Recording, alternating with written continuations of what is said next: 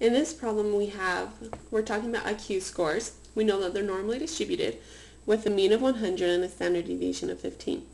Now whenever I look at any problem, the first thing I do is write down what they told me. So in this case they said it's normal.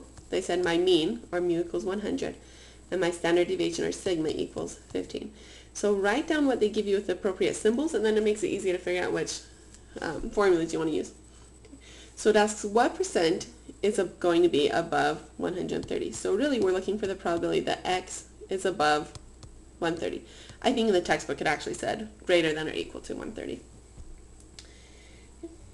So the first thing you have to do if you're looking for a probability or a percentage or area or anything like that for the normal distribution is you have to standardize. So to standardize, you use this formula. Z equals x minus mu over sigma. So our x we're interested in is 130. Our mean is 100 and our standard deviation is 15. So this gives me 2. So really we're looking for the probability. We were originally looking for the probability that x is greater than or equal to 130. So that's now the probability that z is greater than or equal to 2 because we changed it to a z instead of an x. The reason we'll do that is now we can use our standard normal table. So here's z equals 2. I'm looking for the area to the right because that's a greater than or equal to. We want bigger numbers, so let's go to the right. Now go to your standard normal table. We're looking for the probability that x is greater than 2. So we find 2 on here. 2.0 and O looks like we're right here at 0.9772. But notice that's the area to the left. Our table always gives us areas to the left. We want the area to the right. So let's come back to our chart. This is 0.9772 here. So the area to the right, we'll use the complement rule. So 1 minus 0.9772, which gives me 0.0228.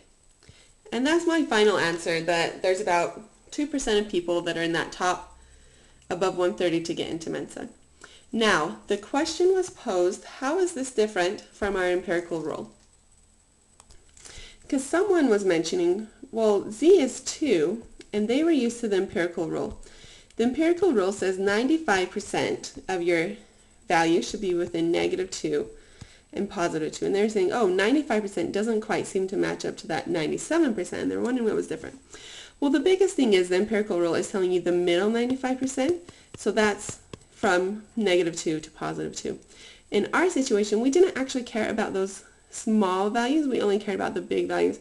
So we didn't actually care about the left tail here, and that's the biggest difference. Let's just double check what the empirical rule tells us. Okay, or kind of use what we found here to double check the empirical rule. So if I was to go to my table, let's say I want to try and figure out what this area is right here. Let's find this.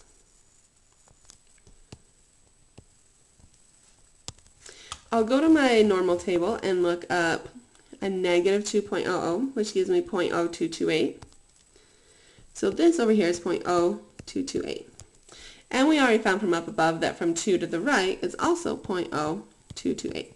And this makes sense because we know that it's symmetrical. So if this side is 0.028, then this side is also 0.0028. Now let's see, what would we get if we did 1 minus 0.0228 plus 0.0228? Let's see how much would be left in that middle. So 1 minus that squared, here times 2. We get 0.9544. So the true value here in the middle is 95.44%. That's what it truly is from -2 to 2. Your book just tells you the rule though. The book says 60, 8, 95, 99.7 rule. The reason that they say 95 and not 95.44 is just to make it easier for you to remember.